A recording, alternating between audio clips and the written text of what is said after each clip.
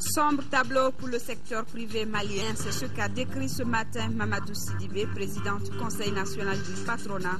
C'était au cours de l'Assemblée générale du groupement.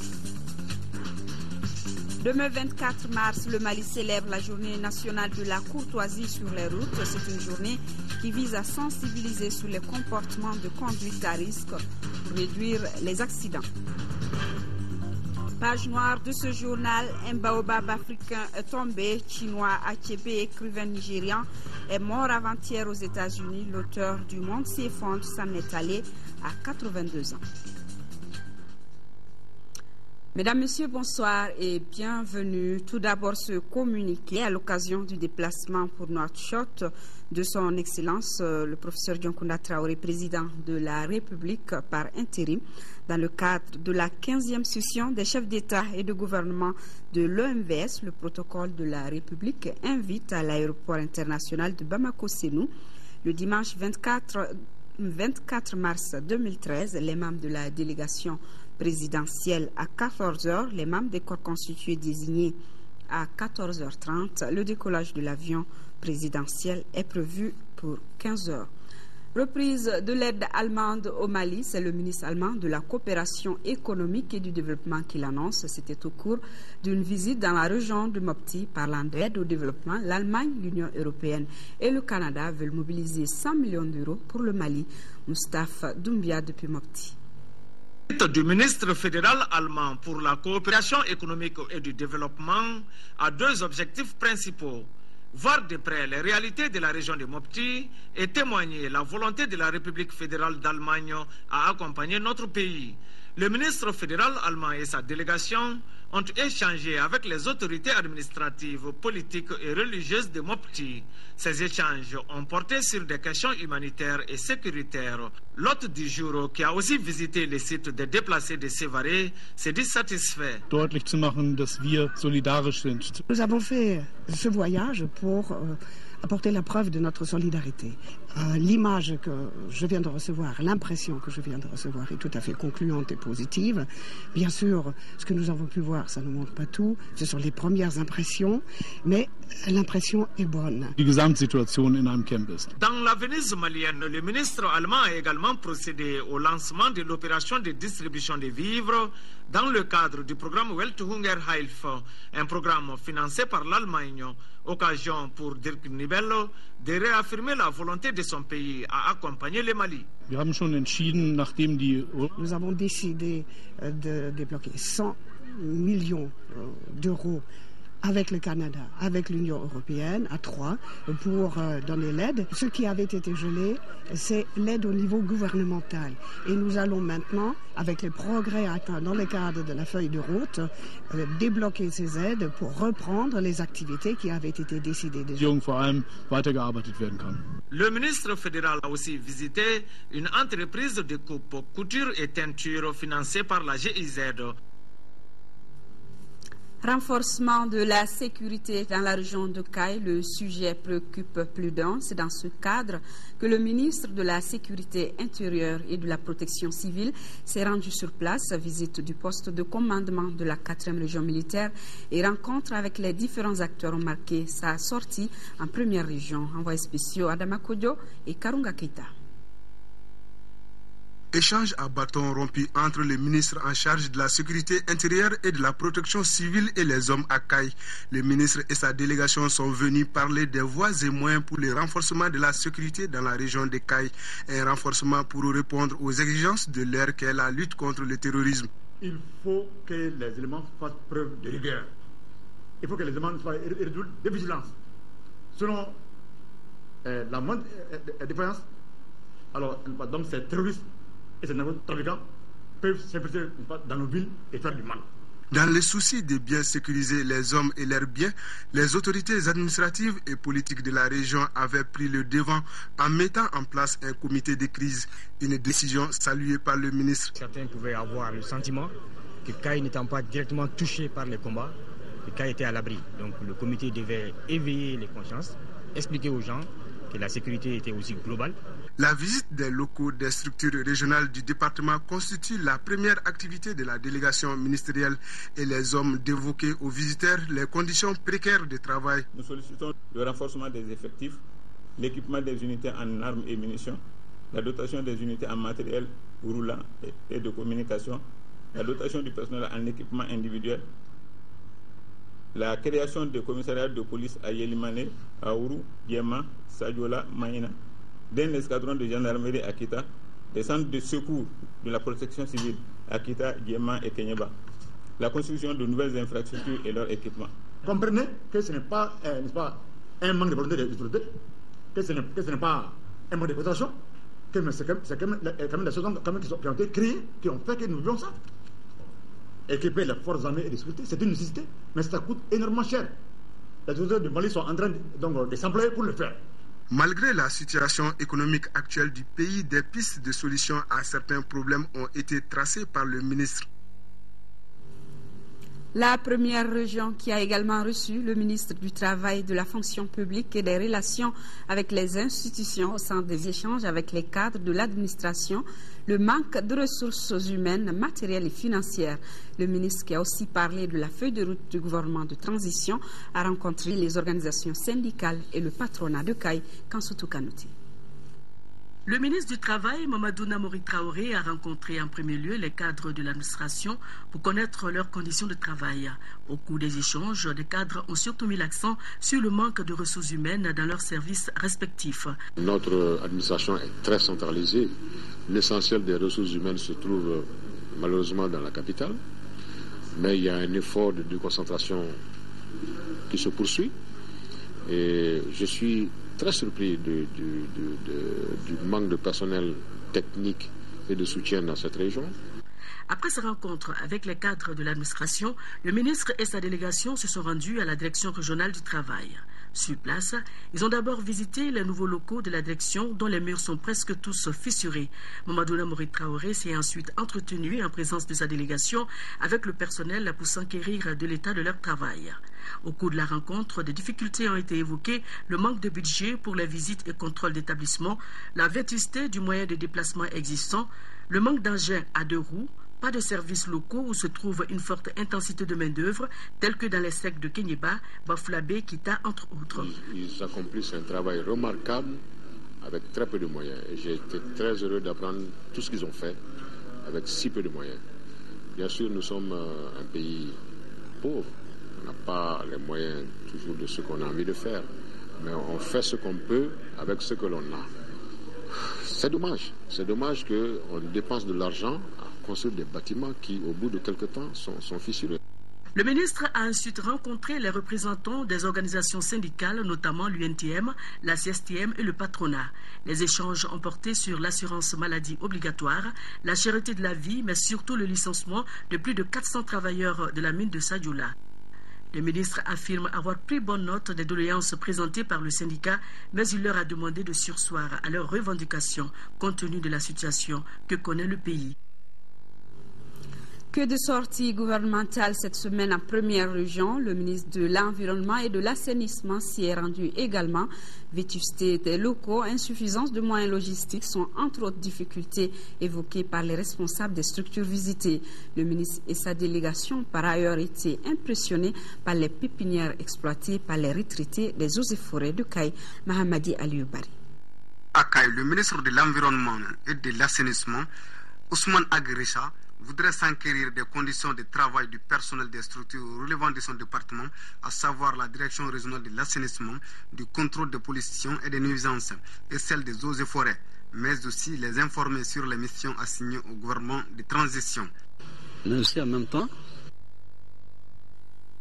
dire que nous devons, en tant que département en charge de l'environnement et de l'assainissement, conduire aussi nos missions, faire en sorte que nous puissions accompagner l'atteinte des 2 missions essentielles, mais aussi imprimer pendant cette période de transition une nouvelle dynamique au secteur de l'environnement et de l'assainissement. Comme vous le savez, la région de Caille est une région extrêmement riche de son histoire, riche de sa géographie, riche aussi sur le plan de l'environnement.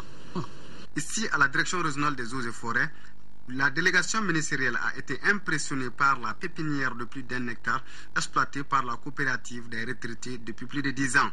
Les mêmes ouvriers qui avaient eu à travailler ici en salarié, une fois à la retraite, se sont organisés avec d'autres personnes pour pouvoir reprendre en main cette pépinière.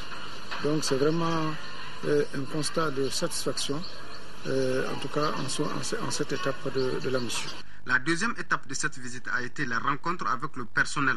Au cours de cette rencontre, les 2 directeurs régionaux ont fait une brève présentation de leur structure, les réalisations faites, les perspectives et les contraintes. Contraintes qui ont pour nom manque de personnel, vétusté des locaux et insuffisance des matériels de bureau et des moyens roulants. À tout cela, le ministre a apporté des réponses. Nous allons trouver rapidement des solutions en rapport avec la direction nationale. Nous allons voir comment mettre les agents dans les meilleures conditions de travail. Comment les équiper en matériel approprié. Auparavant, le ministre et sa délégation avaient visité les locaux de 2 structures. Le ministre de l'Agriculture a lui visité le seuil de Kourouba en zone OHVN. Objectif, s'enquérir de l'état d'avancement des projets du programme d'irrigation dans le bassin de Bani à Sélengue et évaluer les potentialités qu'offre le bassin du fleuve Niger. Envoyé spécial Nando Dambélé et Brahima Koulibaly. Entamé en 2007, l'aménagement du périmètre de Manicoura avec ses 1094 hectares connaît des problèmes liés à la faiblesse des volumes d'eau turbinés par la centrale de Sélengue, notamment en contre-saison. Pour trouver une solution durable, le gouvernement du Mali, avec l'appui des bailleurs de fonds, a envisagé la réalisation d'un seuil agricole sur le Sankarani à Kourouba.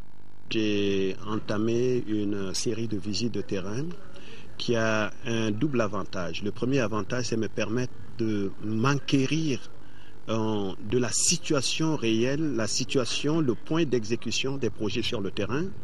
Et deuxième chose, c'est donner un coup de pouce aux différentes entreprises qui sont sur le terrain en train d'exécuter les projets d'aménagement. Le ministre Baba Berté a aussi rassuré les communautés bénéficiaires du démarrage très prochain des travaux de réalisation de ces CI. J'ai pris contact avec la BAD qui est l'unique bailleur de fonds de ce projet. Je me suis rendu à Tunis et ils m'ont dit effectivement que les travaux devraient reprendre le 3 avril, les études devraient reprendre le 3 avril. Et une fois que les études sont faites, je pense que c'est plus une question de rythme, de cadence de travail. À Guéléba, le ministre de l'Agriculture a évalué avec beaucoup d'espoir le potentiel aménageable de la plaine qui est de 3000 hectares sur les 10 000 en aval. Le premier responsable de l'enseignement supérieur et de la recherche scientifique était à Ségou pour y instaurer, nous dit-on, un climat plus stable et œuvreux pour une université plus studieuse. Après avoir sillonné les sites universitaires de la ville, le ministre a rencontré les partenaires de l'université de Ségou. Brahima Kone. Cette mission du ministre de l'Enseignement supérieur et de la recherche scientifique a été essentiellement marquée par une visite guidée des sites de l'université, de ses emprises foncières et une rencontre avec les différents partenaires au mérite des échanges, la promotion de la recherche, de la culture du dialogue social pour une université plus studieuse et plus performante. Les défis, c'est d'abord d'améliorer la situation en renforçant le corps professoral et ensuite faire en sorte que les conditions de travail et de vie et des enseignants et des élèves s'améliorent. Les échanges ont aussi porté sur le renforcement de la communication sur les filières, les débouchés et l'épineuse question de frais pédagogiques à cause desquels les étudiants ont débraillé. Les 35 000 francs CFA doivent être payés en tant que frais pédagogiques parce que c'est ce qui donne le statut d'étudiant à l'université de Ségou. Et je pense qu'un certain nombre de modalités pour leur paiement, qui sont des modalités assez favorables, ont été envisagées. Pour le ministre Messaoud Ould Mohamed Labib, ce qui vaille, c'est le changement qualitatif par plus de travail, de méthode et d'ordre.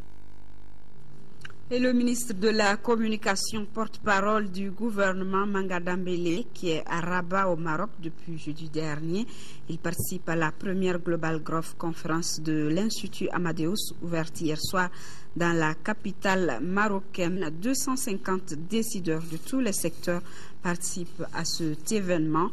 Le ministre Manga Dambélé était l'invité spécial ce samedi dans une session dédiée au Mali et à la crise que le pays vit.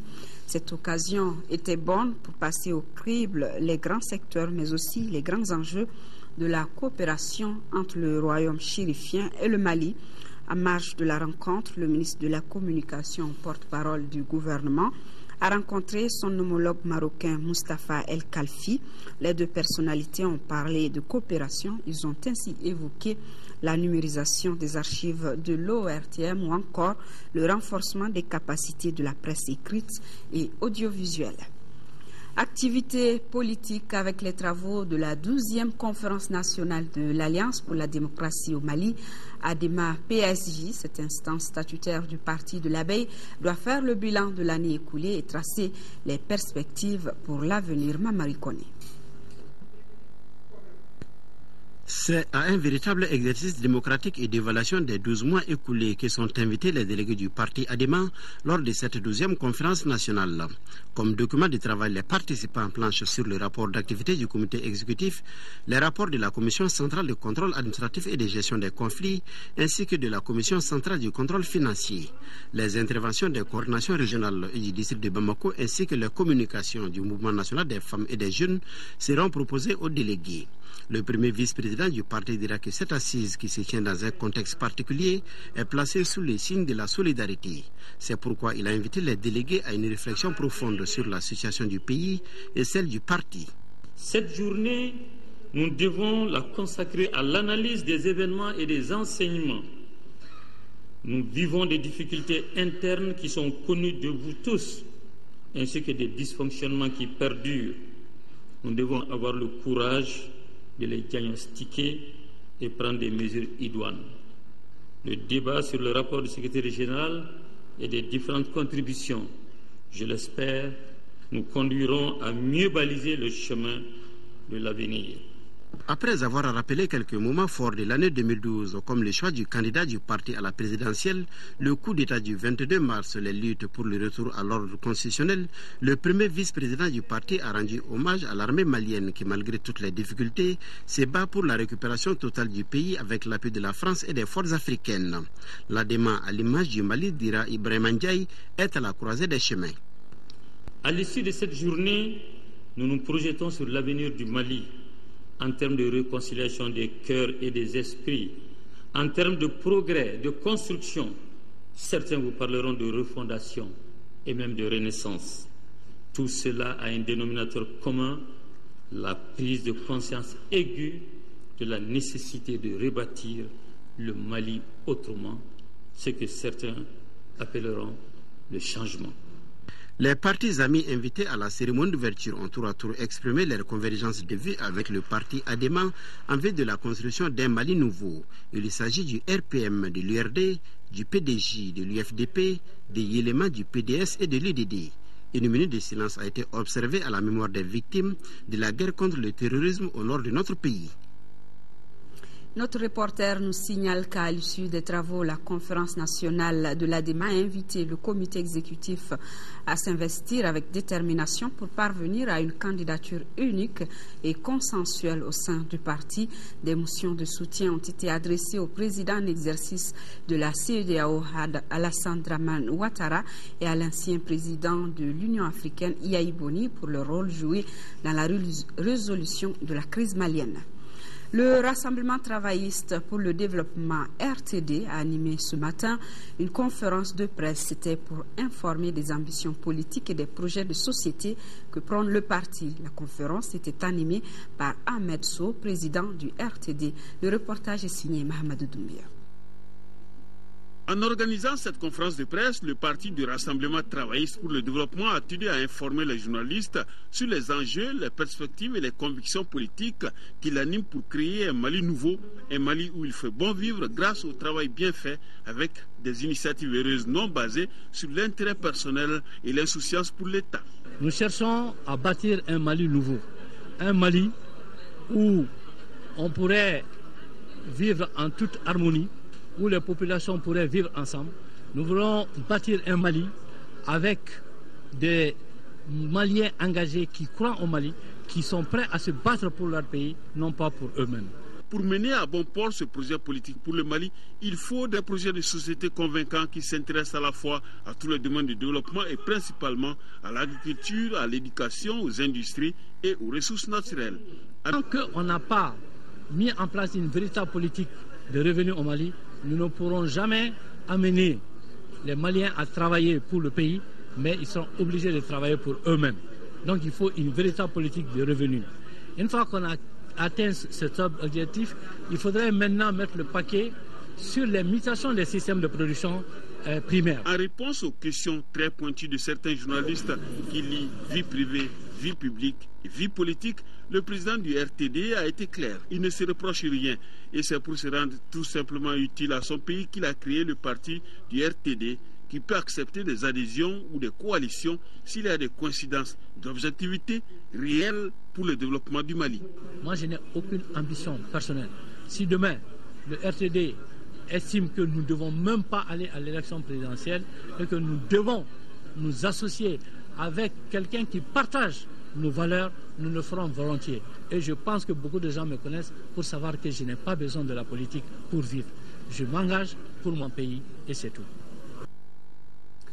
Voilà qui est bien dit. Aujourd'hui, une journée de concertation de l'Association des femmes d'affaires du Nord, AFAM, s'est tenue au CICB. Le but de la rencontre est de renforcer le dialogue, la cohésion sociale et le vivre ensemble entre toutes les populations du Mali en général et du Nord en particulier. Youssouf Diakité. Établir la communication et le dialogue entre toutes les populations du Mali en général et celles du Nord en particulier. Voilà tout l'essence de cette journée de concertation initiée par l'Association des femmes d'affaires du Nord. L'objectif est de renforcer la cohésion sociale et le vivre ensemble. Le vivre ensemble, c'est un mandat impératif. Aujourd'hui, chaque Malien a le devoir d'accepter l'autre et de vivre ensemble sur le même territoire.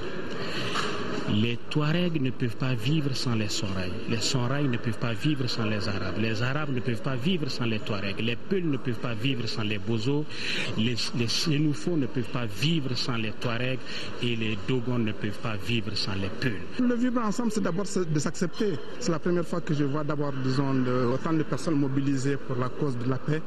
Et ce n'est pas, disons, une mobilisation qui est instinctive. Je peux dire que c'est une mobilisation qui est, comment s'appelle, subordonnée à une action de développement. Donc ça ne peut que se saluer. Nous devons nous mettre ensemble pour dialoguer en vue de rétablir la paix et la stabilité, gage du développement durable. Voici la conviction partagée par tous les intervenants. Il faut qu'on arrive à mobiliser nos sœurs, n'est-ce pas, par rapport à jouer, n'est-ce pas, leur partition, qui est très capitale dans toutes les dynamiques, tous les processus de réconciliation nationale. Aujourd'hui, plus que jamais, il faut que nous, les communautés du Nord, Soreille, Tamashek, Peul, Arabes et toutes les autres communautés qui y vivent ensemble reviennent pour se donner la main et comprendre ce qu'il y a eu comme déchirure et que ce que nous avons perdu, que nous puissions retrouver. Et nous ne retrouverons qu'avec le pardon. Pour joindre l'utile à l'agréable, ceci a été annoncé. Les Dogons dans la salle deviennent d'un Sorail et vice-versa. Témoignage de la solidarité tant chère au peuple malien. Actualité à Tombouctou avec le gouverneur de la région et les autorités politiques qui ont rendu visite aux blessés de l'explosion qui a eu lieu il y a quelques jours. On se rappelle un commando qui voulait s'en prendre aux positions de l'armée française, malienne et de la MISMA a été neutralisé par les forces en place. Un soldat malien a perdu la vie et 5 autres ont été blessés suite au tir de l'aviation française. Le compte rendu de Yaya Tandina. C'est dans la nuit du 20 mars que s'est déroulée cette opération kamikaze au checkpoint sur la route de Kabara. Le commando de Tinclair était à bord d'un pick-up quand le véhicule s'est explosé. La réaction des forces françaises et maliennes ne va pas se tarder. 5 des assaillants ont été tués et l'aviation française a nettoyé les abords. C'est au cours de cette opération que 5 des forces armées maliennes ont été touchées et un de nos soldats a perdu la vie. Admis à l'hôpital de Tombouctou, les blessés ont reçu la visite des autorités administratives et militaires de la région. L'administration qui est avec moi, je vois le cabinet des préfets qui sont avec nous et les élus de la localité, plus un élu de Wélissebourg qui s'est joint à nous pour voir comment on peut voir tout de suite ce qu'on peut faire.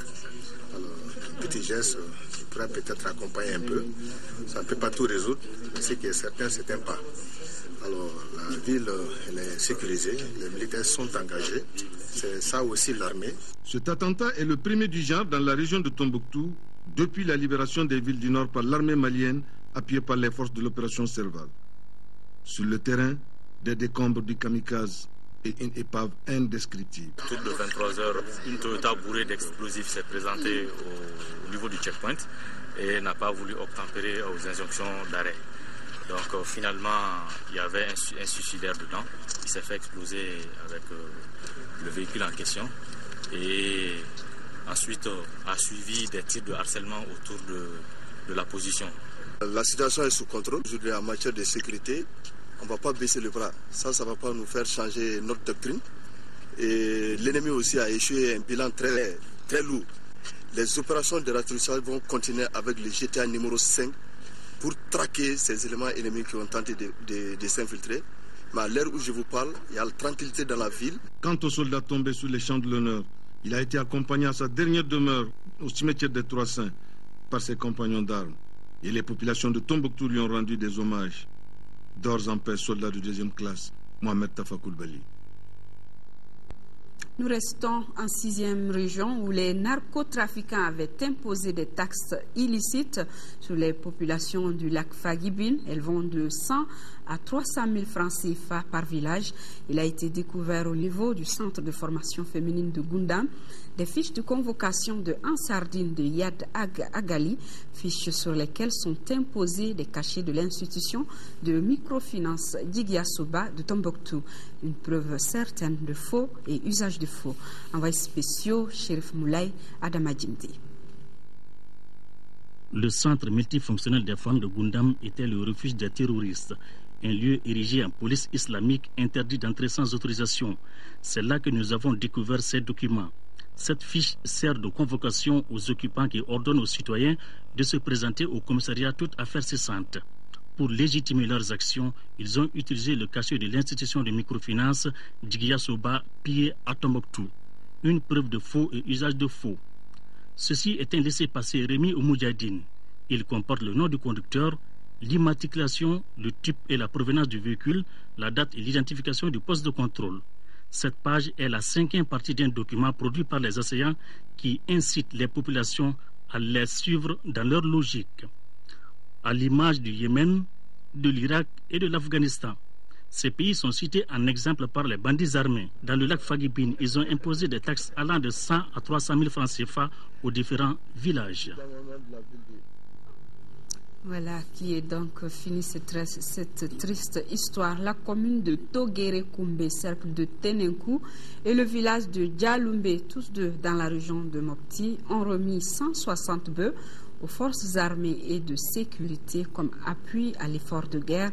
Une remise effectuée en présence du directeur de cabinet du gouvernorat, du représentant des forces armées. Récit de nos envoyés spéciaux Moussa Arimeiga et Ali Outouri. Ces animaux traversant le fleuve Niger proviennent de la commune de Togéré-Koumbe. Ils sont au nombre de 100 bœufs, soit un parc entier représentant la contribution à l'effort de guerre de la commune de Togéré-Koumbe, cercle de Tenenkou. Ici, à Borgondaga, autour du directeur de cabinet du gouverneur de la région de Mopti, les autorités politiques et administratives de Togéré-Koumbe, les représentants des forces armées de sécurité, les populations, mais aussi et surtout le député à l'Assemblée nationale de Tenenkou, Dr Temore Tulanta, ressortissant de la commune de Togéré-Koumbe. Je vais remercier la population de ma commune qui ont donné ces taureaux sans arrière-pensée, des volontaires. On n'a obligé personne. Si on regarde de la part d'un village Peul qui s'est défait de ses bœufs pour donner à l'armée malienne pour sa contribution, vraiment on ne peut plus qu'être ému. Donc au nom du commandant de la place d'armes, au nom de l'ensemble des forces armées et de sécurité, je remercie la population. Au nom de monsieur le gouverneur et du chef de l'État, nous remercions l'ensemble de la population de Togo-Rekoumbe et à travers elle, l'ensemble des populations du cercle de Ténenkou. Pour ce qui est de ce geste, cette autre façon de dire qu'il nous faut muscler davantage notre contribution, notre participation à l'effort pour la paix. C'est quand nous montrerons que nous sommes davantage déterminés. C'est quand nous allons montrer qu'unis ensemble et chacun est prêt à donner de son sang et de tout son bien, y compris le plus cher, que alors effectivement ils comprendront que le salut n'est pas de leur côté. D'une cérémonie à une autre, même initiative. Mais cette fois, l'exemple nous vient du village, donc de la base, avec le village de Djaloubé, cercle de Mopti, avec un geste de 60 taureaux. Ici, comme à Togo-Rekoumbe, les dons viennent sans contrainte aucune. À mon enfance, jusqu'à nos jours, j'entendais dire que la santé, c'est la priorité. Ce que nous avons constaté maintenant, c'est la paix qui est la priorité avant tout. Les femmes des villages de Djaloubé, on remercie vraiment l'armée malienne et sans oublier la France. On les remercie avec leur engagement. Pour la énième fois que le village de Djaloubé vient répondre à l'appel du président de la République, de son gouvernement, pour soutenir notre vaillante armée. Et merci à l'ensemble de la population du village de Djaloubé. Très content et très fier de nos populations qui sont en train de se manifester de la manière la plus positive et cela volontairement et spontanément en faveur de l'armée. Le président de la République a invité l'ensemble des Maliens à contribuer à l'effort pour la paix. Du côté du delta intérieur du Niger, l'appel a été entendu dans les chaumières. Voilà, après Gao et Mopti, nos envoyés spéciaux Moussa Rimeiga et Aliou Touré sont à présent à Bamako. À Bamako, avec cette assemblée générale du patronat dans un contexte de crise marqué par la fermeture de plusieurs entreprises et sociétés privées et la mise au chômage technique de nombreux agents, un tableau sombre décrit ce matin par Mamadou Sidibé, président du Conseil national du patronat du Mali. Au cours de cette assemblée, il s'agissait pour les responsables du secteur privé d'examiner et d'adopter les rapports d'activité et financiers de l'exercice 2012 du Conseil pour Amatraoré. À quand le bout du tunnel pour les entreprises privées? Une interrogation à laquelle les responsables du secteur tentent de répondre au cours de leur assemblée générale. En effet, la crise de 2012 a mis à mal les entreprises et sociétés privées du Mali et du coup ralenti l'activité économique de notre pays. Une conséquence parmi tant d'autres. Elles sont nombreuses les entreprises qui ont fermé, celles qui ont envoyé une partie très importante de leurs employés en chômage technique ne sont plus à dénombrer. Nous assistons à une aggravation des contraintes devenues quasi existentielles pour nos entreprises. C'est l'outil de production même qui a été parfois détruit au cours de cette crise. Un tableau sombre qui est loin d'occulter les actes posés par l'organisation patronale, parmi lesquels un soutien financier de 100 millions de francs CFA en termes de contribution aux populations déplacées du Nord. À ceci s'ajoute l'élaboration d'un document sur les préoccupations du secteur privé et soumis aux autorités de la transition. La liste n'est pas exhaustive. Le CNPM a réussi à négocier avec l'UNTM la suspension de la mise en œuvre des différents protocole d'accord signé entre les deux parties ou entre leurs démembrements. Dans le même ordre, depuis le début de cette crise, l'autre centrale syndicale, à savoir la CST, s'est aussi gardée de poser à l'endroit du CNPM un quelconque acte susceptible de raviver le front social. C'est le lieu pour nous de les remercier pour leur sens de responsabilité et pour leur esprit constructif du dialogue social. Par ailleurs, le Conseil national du patronat, selon son président, reste ouvert à toute réflexion visant à donner au secteur privé un souffle nouveau. Demain, 24 mars, le Mali célèbre la journée nationale de la courtoisie sur les routes. L'objectif de cette journée citoyenne est d'informer et sensibiliser les usagers de la route au comportement de conduite à risque. Écoutons à cette occasion le message du ministre de l'Équipement et des Transports. Ces propos sont recueillis par Khadija Toukone. Mes chers compatriotes, usagers de la route, le Mali, à l'instar de plusieurs pays francophones, célèbre demain, dimanche 24 mars 2013, la journée nationale de courtoisie au volant et sur la route.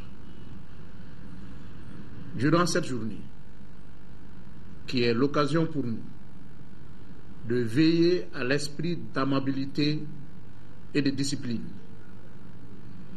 d'associer les règles de la courtoisie à celles obligatoires du Code de la route. Mes chers compatriotes, usagers de la route, aujourd'hui,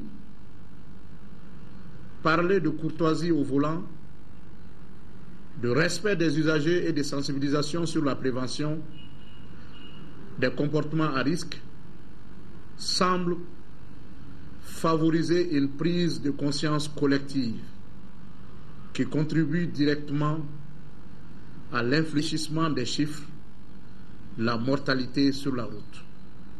Ayons toujours à l'esprit que l'accident n'arrive pas qu'aux autres. Et chaque usager de la route doit être son propre agent de sécurité. Et à l'occasion de cette journée, une de nos équipes a fait un tour en ville, un dossier signé Khadija Toukone, et dans lequel on nous parle plus de respect du code de la route. Suivant le reportage. D'après le Petit Larousse, la courtoisie est une attitude de politesse raffinée, mêlée d'élégance et de générosité. Au Mali, depuis quelques années, la recrudescence des incivilités en voiture et en moto inquiète réellement les pouvoirs publics. À l'origine de nombreux accidents de la route, les comportements agressifs et individualistes peuvent être corrigés. La journée de la courtoisie au volant et sur la route s'attache à véhiculer des valeurs citoyennes afin de favoriser le savoir-vivre au volant et en moto. Que pensent les uns des autres de la courtoisie dans la circulation au Mali? Il y a 2 ou 3 ans à peu près, les Maliens effectivement ne respectent pas le code de la route. Mais avec les sensibilisations, de nombreuses sensibilisations, on constate maintenant que vraiment les Maliens ils respectent petit à petit le code de la route. Il y a certains qui ne respectent pas vraiment le code de la route. Surtout, en général, c'est pas du tout normal. Donc il faut que surtout les socramans là, ils ne respectent pas le code et ils ne respectent pas aussi la circulation des piétons. Donc ils roulent comme ils veulent. Cette campagne est destinée à mettre l'accent sur la prévention et l'éducation routière. Elle vise à inciter chacun, automobilistes, cyclistes, motards et même piétons, à un meilleur partage de la route. Les engins à 2 roues souvent posent un peu de problème parce qu'ils circulent à tombeau ouvert. Des fois, ils viennent arriver à notre niveau sans se rendre compte. Donc souvent, on interpelle certains pour non-respect aux injections de l'agent. Si ce n'est pas le non-respect de la circulation, on n'allait pas enregistrer autant d'accidents. Mais seulement c'est l'indiscipline de certains usagers. Et surtout, au niveau de ce rond-point-là, le non-respect à la priorité qui provoque l'accident à mon niveau. Alors, n'attendons pas le 24 mars de chaque année pour être courtois dans la circulation. Nous devons l'être aujourd'hui, demain, après-demain et tous les jours. La sécurité routière passe forcément par un changement de comportement de tout un chacun. Donc, ne soyons pas discourtois. Page noire de cette édition, l'écrivain nigérian Chinua Achebe n'est plus considéré comme l'un des pères de la littérature africaine moderne. Il est décédé le 21 mars dans un hôpital de Boston aux États-Unis à l'âge de 82 ans. Si vous n'aimez pas l'histoire de quelqu'un, écrivez la vôtre, ce sont ses mots. Eh bien, Chinua Achebe n'a jamais dérogé à sa pensée. Pendant plus de 50 ans, il a écrit son histoire, celle des Nigérians en proie à la corruption, celle des continents aux prises avec ses multiples turpitudes issues de l'ethnie Igbo. Il travaillait à la radio nationale quand il a publié Le Monde s'effondre en 1958. C'était alors le premier roman qui racontait le colonialisme européen d'un point de vue africain. Il avait 82 ans. Un accident de la route lui avait imposé la chaise roulante. C'était l'un des pères de la littérature africaine. L'écrivain nigérian Chinua Achebe est décédé aux États-Unis dans un hôpital de Boston. Il était devenu célèbre grâce à son roman écrit en 1958, Le monde s'effondre, un ouvrage traduit en 50 langues et vendu à plus de 10 millions d'exemplaires. J'écris pour être lu, pour être reconnu. En d'autres termes, cela veut dire que ce que j'ai écrit a laissé des traces quelque part. Le monde s'effondre était imprégné de la culture Igbo, son ethnie d'origine, sur fond de colonisation. C'est le premier roman à raconter le colonialisme européen d'un point de vue africain. Beaucoup de gens, de nombreux écrivains qui travaillent aujourd'hui se sont inspirés de l'ouvrage Le monde s'effondre, qui a eu aussi une influence sur la littérature mondiale. Chinua Achebe a écrit plus d'une vingtaine d'œuvres, des essais, des poèmes, des romans, autant de satires du pouvoir et de la malgouvernance. Sa plume et son regard incisif lui ont valu une notoriété telle que Nelson Mandela lisait ses livres durant ses longues années dans les prisons sud-africaines. Les Nigérians pleurent un écrivain engagé et humaniste. Chinua Achebe était une icône, l'un des meilleurs. Sa mort est une grande perte pour les Nigérians. Je suis triste. C'est une grande perte pour le monde littéraire. C'est quelqu'un qui a eu beaucoup d'influence sur la littérature africaine. Il va beaucoup nous manquer. Chinua Achebe vivait aux États-Unis. Son dernier roman, Il y avait un pays, date de 2012. Ce sont ses mémoires sur la guerre du Biafra qui a ravagé le Nigeria de 1967 à 1970. Fidèle à lui-même, Achebe, défenseur de la sécession, avait de nouveau chahuté les esprits. Comme on le dit souvent, les héros ne meurent jamais. Sport, football, championnat national, Ligue 1, 18e journée. Le centre Salif Keita a battu hier Lasco et 1-0. C'était au stade Modibo Keita. Les centristes remontent après cette victoire à la 12e place. Le match COB AS Real de Bamako a été reporté en raison des éliminatoires de la Coupe du Monde et à la demande du COB. Diarra Konati. Le CSK avec 14 points est face à Lasco 17 points. Les centristes dos au mur vont vite trouver le chemin défilé. But inscrit par Karim Sogoba à la 4e minute. Ainsi, les jeunes de Korofina se portent à l'attaque sans parvenir à égaliser. 1-0 score à la pause. À la reprise, la défense du centre Salif Keita résiste aux assauts de Korofina. Finalement, le CSK obtient les 3 points précieux de la victoire. Les centristes occupent provisoirement la 12e place avec 17 points. Le derby de la journée COB-Real a été reporté à la demande du COB, dont le gardien Ablaï Samake Pourato est sélectionné en équipe nationale. Selon l'article 91 de la Fédération malienne de football, sur le report des matchs qui stipule qu'en cas de match international d'une sélection nationale, le club ayant au moins un joueur dans la sélection peut demander le report de son match de la catégorie concernée. Et la fin cet après-midi de la phase de poule de la CAN Junior, le Mali déjà qualifié pour les demi-finales s'est incliné devant le Gabon 2-0. L'autre match du groupe B a vu la victoire du Nigeria 3-1 face à la RDC. En demi-finale mardi, le Mali jouera contre le Ghana alors que le Nigeria rencontre l'Égypte. Ces 4 pays sont qualifiés pour la Coupe du Monde de la catégorie prévue du 21 juin au 13 juillet 2013 en Turquie. Et en 3e journée des éliminatoires de la Coupe du Monde 2014, les Aigles du Mali jouent demain à Kigali contre les Awavubi du Rwanda. Seydou Keita et ses partenaires espèrent bien décrocher la victoire afin de mieux se positionner dans le groupe. Nous écoutons le sélectionneur national Patrice Carteron, Seydou Keita et Mama Dambili.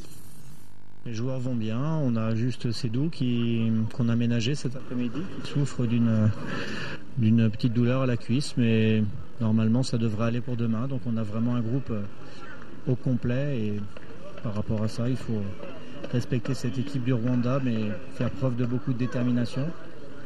Cette équipe-là a tenu en échec le Bénin ici, a tenu en échec le Nigeria il y a quelques mois, en échec également. Donc c'est un déplacement très difficile, mais comme ça l'est souvent sur le continent africain. Donc il faudra vraiment faire un gros match.